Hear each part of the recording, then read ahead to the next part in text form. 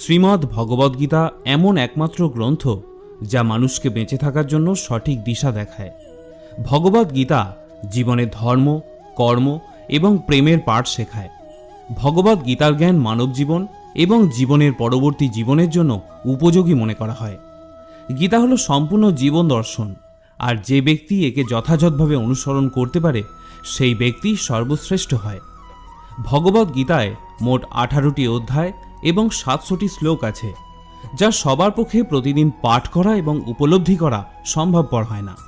সেই জন্য আজকের অত্যন্ত গুরুত্বপূর্ণ এই ভিডিওতে আমরা ভগবদ্গীতার 111টি উপলব্ধি নিয়ে কথা বলবো, যেটা জানার পর আপনি শ্রীমদ্ ভগবদ্গীতার প্রকৃত অর্থ উপলব্ধি করতে পারবেন।